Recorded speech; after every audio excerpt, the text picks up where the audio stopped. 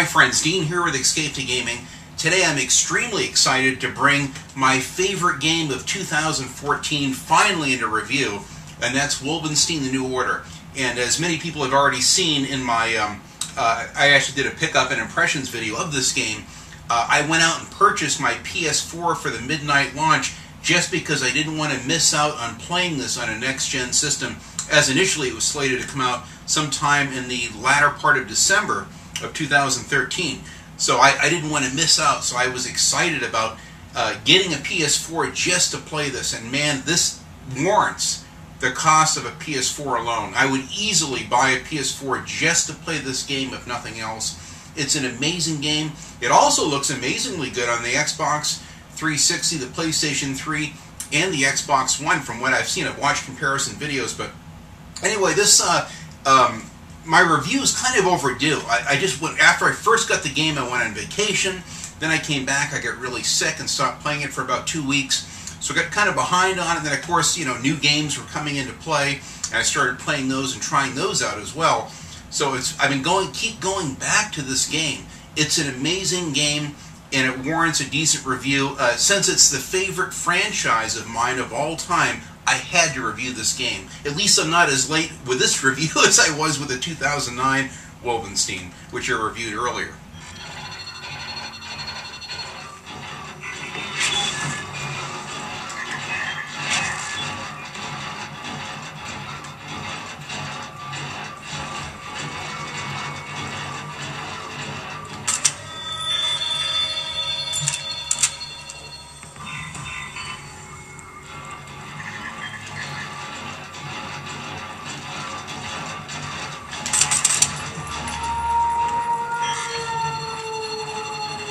I haven't detected yet.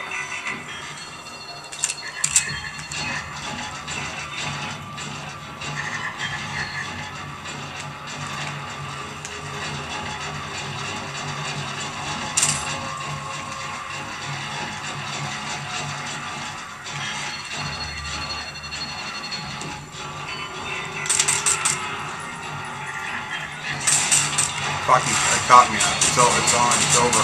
I fucked that up pretty bad.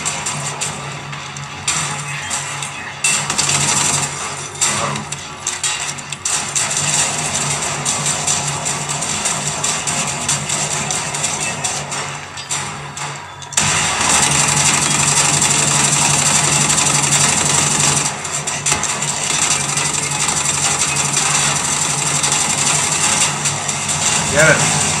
Got him. Where's this fucking guy? Must be up on top of that fucking platform.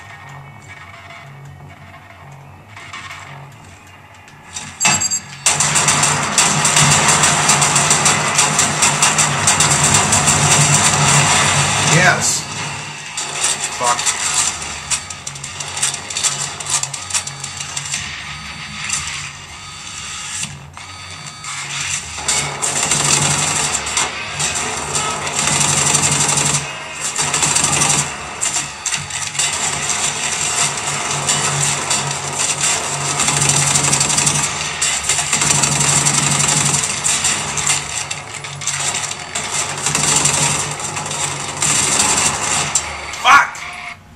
So back in 2013, they showed some early gameplay, some previews, if you will, at E3 of Wolfenstein the New Order by Machine Games, and man, it was looking really good then. I knew nothing about the story. I was just happy with what I saw in the way of gameplay, the heavy-duty FPS action, dual-wielding guns, kind of a really industrial feel and look to the game, as it had this kind of alternate reality, as if the Nazis had won the war past 1945 and it continued on taking the world over.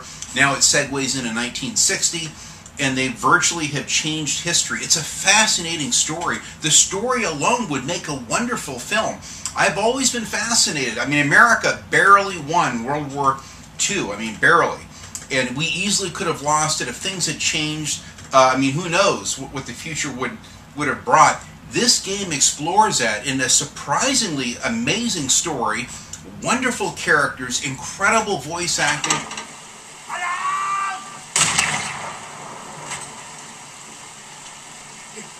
Take my hand.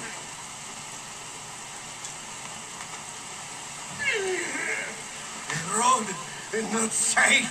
You kill the Nazis. Here, I stay with Carl. We'll wait for you here. Kill everyone.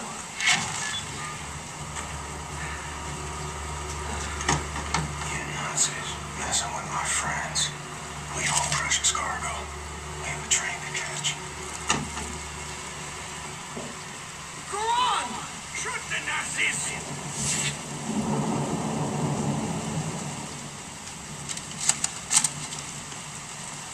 I'm actually relieved now that Machine Games took several extra months and refined the game and really refined the story and the characters and everything, because it paid off in spades.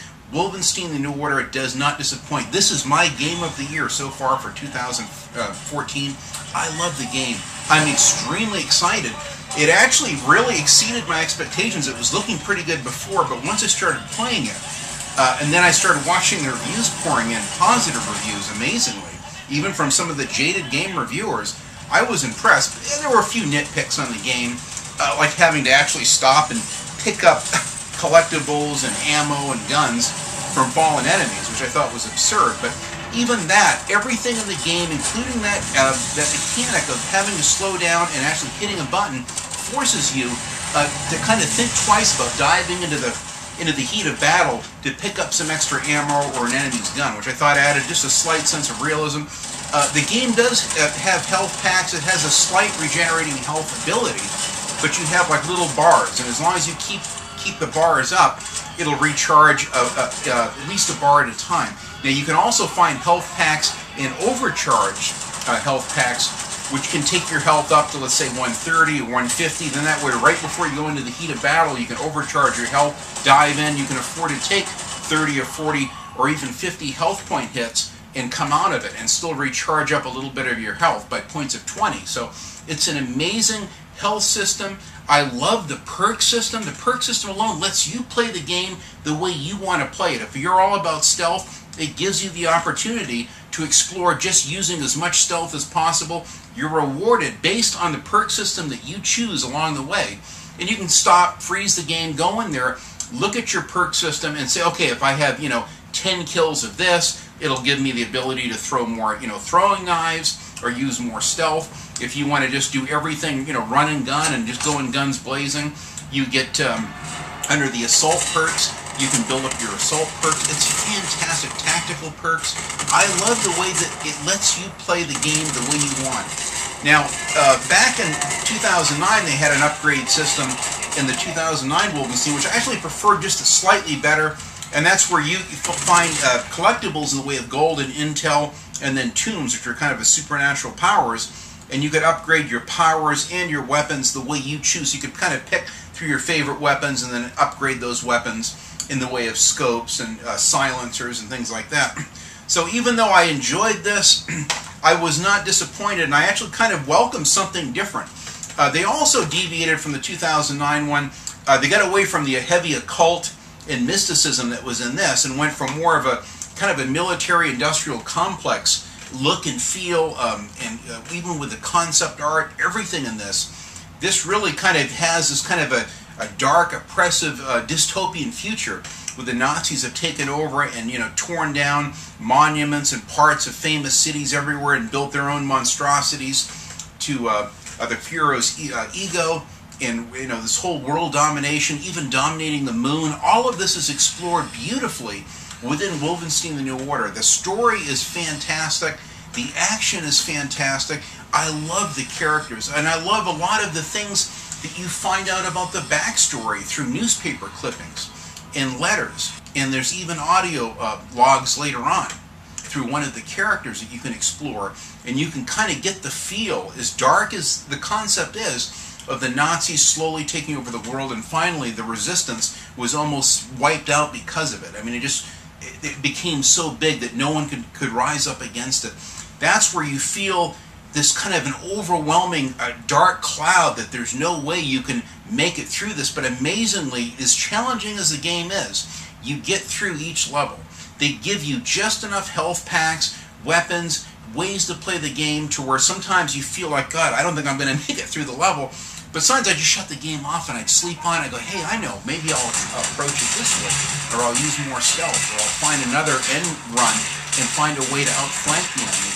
And I could always find a way. Machine Games was brilliant at giving you wonderful pacing, wonderful options of how to play the game to where if you get stuck, you can think about it through trial and error like the old school video games and get through it. So this game is a perfect marriage of old school FPS action like the original Wolfenstein, Wolfenstein 3D, and even the wonderful Return to Castle, which has always been one of my top 10 favorite games of all time. This is like Return to Castle on steroids with fantastic graphics, even better action. I mean, I was getting 60 frames a second at 1080p on my PlayStation 4, and my mouth was hanging open. I thought nothing could beat the Battlefield 4. But this is fantastic for really hardcore, visceral action. I mean, there's a lot of gore and dark themes in this, but this game delivers in spades. It really exceeded my expectations, and it goes to show you that when someone, even a new game studio like Machine Games, which was at the helm, took a chance and said, we're not going to waste time trying to divide our teams up and doing multiplayer and single player. We're going to focus on what Wolfenstein was in the very beginning, which was a single player campaign. They kept it fairly, for the most part, they gave that basic feel and vibe, even going back to the original Wolfenstein 3D, going through, corridors and doors and explorations. Beautifully with this. In fact, there's even a wonderful Easter egg where you can play the original Wolfenstein 3D within the game, but with better graphics and really cool music, and it's amazing. I kept going back and replaying it over and over and over. It's just a wonderful game. Tons of collectibles. I mean, the only thing that sucks about this game is the fact that they didn't have a correlating strategy guide to go with it, just so you could really know and find all the collectibles. But that's part of the charm in it, is it gives you a chance to get in there and look for the collectibles. So you want to do multiple playthroughs of this game. You want to maybe try it with a heavy stealth emphasis. Next time, replay it with more of a tactical, kick open the front door type tactics. It's just beautiful the way that you can level your character up. Your weapon upgrades, everything based on the style of play. The pacing of the game is wonderful. Heavy-duty action where you feel almost overwhelmed, but then it gives you a chance to slow down, do some exploration, maybe think about how you want to approach a particular area before you go into it. So it's wonderful in that respect. It has a central hub where the resistances that you find later in the game. You meet many wonderful characters, and there's a wide range of very pleasant side missions even within that you can do, which gives more of a backstory of the characters that you're in with the resistance. You start to feel like you know them a little bit better. You see how they have to live like rats, basically, as the Nazis have just oppressed the whole world. So the game exceeds with the pacing, a wonderful balance with the mechanics. It really exceeds with a fantastic story that I didn't see coming. I mean, you don't see that. Usually you see it like in BioShock Infinite or the first BioShock or Half-Life 2 or something like that. But this game came through big time. I'm really impressed. My review is a little late on it, but it's still, nothing changes from the fact that I have been dying to play this game and review it from day one. So I'm finally wrapping the game up. I'm having so much fun with this. I'm kind of going back between Sniper Elite 3 and this Wolfenstein the New Order, and man, this is just a wonderful game. I can't wait for my next playthrough. I'm going to take it up a notch. I'm playing it on the default setting now, but I want to play it on the next level up. I think. Not the hardest Uber level, but the next hardest level. Because I found parts of it were relatively easy, and then there's parts that are just brutally tough where, I mean, you scratch your head like, I don't know if I can get through this. That's the beauty of this game. That, to me, is the hook of this game. Is that it has that old school, very difficult circle strafing FPS action that I couldn't get enough of. Things that I loved about Return to Castle Wolfenstein. Of course, this is the Operation Resurrection, my favorite version of this game. And this is always will have a special place in my heart as being a wonderful shooter, a wonderful, just immersive game. And Wolfenstein the New Order is no exception, as well as the wonderful 2009 one, which I like as well. So my favorite franchise is in great hands with Machine Games. I can't wait to see what these guys will do honestly, with the next one, with the next installment. It's fantastic. Not only have I played the game, but I've also watched 2 complete playthroughs of it just to see 2 different styles of playing the game, and also kind of find the location of a lot of those weapon upgrades and collectibles. So that's another thing. Depending on an early choice that you have to, a moral choice, it's pretty hardcore. Early in the game is 2 different timelines. They aren't too overly different. For the most part, you pretty much do the levels the same way. Some of them have some hidden areas and passages here and there, depending on which style of gameplay that you have. One, you have a lockpick skill available, and another one, it's a skill of hot wiring, panels and doors and things like that, which reveal either health upgrades or armor upgrades. So again, it's just neat how you can keep your armor up. Like you did in the other Wolfensteins, you get your health that you have to keep up at the same time. It forces you to really scour the areas and look for health packs and armor upgrades and things like that. Plus, there's wonderful collectibles. There's lots of gold, beautiful pieces you can look at, and you can go back through your options menu and you can see all of the pieces that you've collected or that you've missed, and that way perhaps you need to go back and find a level. They're extremely well hidden. Wonderful record albums, as if the Nazis won the war and they had their own culture of pop music that took over, kind of mocking and emulating the Beatles and a lot of other stuff from the early 60s or late 50s. So it's just a wonderful exploration of a parallel universe, as if the Nazis had won the war and then had continued on into the future, into the early 60s. The game is just wonderful. I can't rave enough about it. If you're sitting on the fence, don't sit on the fence in this one. Not everyone is going to like a hardcore. Now, people know I like a lot of hardcore gore and violence. This game delivers in that department, and it has, like I mentioned a couple times before, extremely dark themes in its story. It has a real deep oppression feeling within the game. But that's part of what makes it so fun and challenging, is you feel like you're against unbelievable, unstoppable odds. So when you beat a level, you really have that sense of achievement, real satisfaction with shooting. It's extremely visceral.